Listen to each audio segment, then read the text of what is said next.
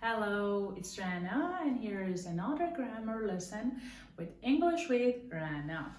Before going to the new part, let me ask you a question. Did you practice on previous matters, such as past simple, present perfect, the verbs, time expressions like since and for? If not, you can check my previous videos on channel, or first you start subscribing the channel, you can get more videos on it, and also ring the bell so if there is a new one you will be informed. Okay, let's start.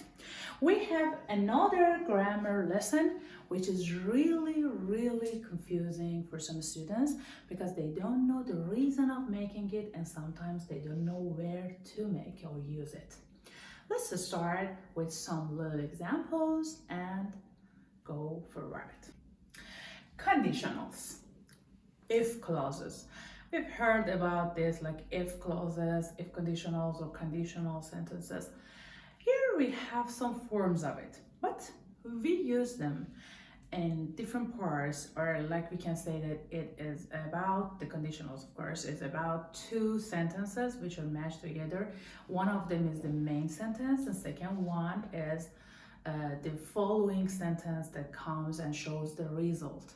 The main sentence is about if clause and the result is talking about the happenings or events or whatever comes after the first condition. Because of that we say conditionals, because they put a condition for us. If something is provided, the condition is provided, and then you did it, no matter here it's real or you are certain about it or uncertain about it. If there is one clause like that and there's a condition for you, then we have another result sentence.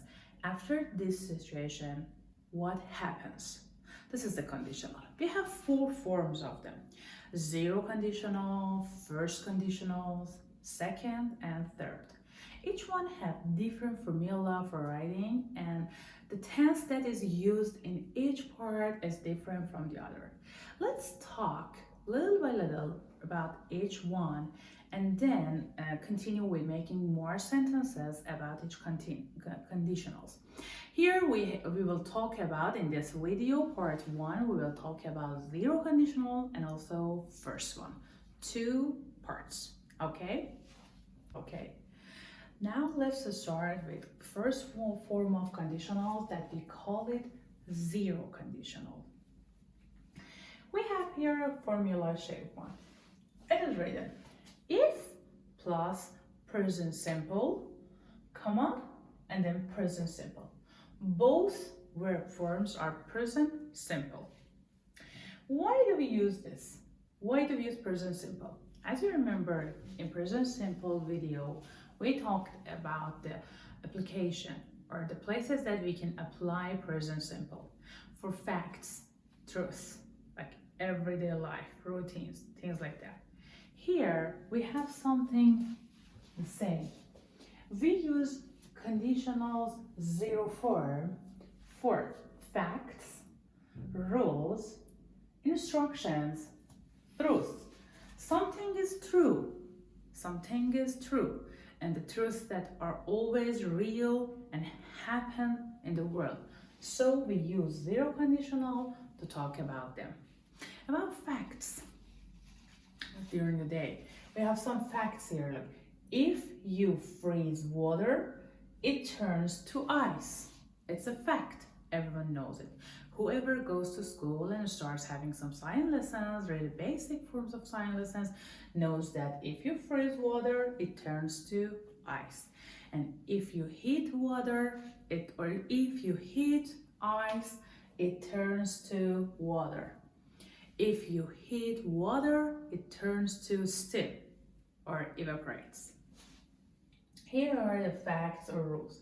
For instructions, if you want to help someone to use the manual booklet of something, or you talk about the instructions of some tools, housewares, things that people use, you use zero conditional. Like if you press the button, the computer starts.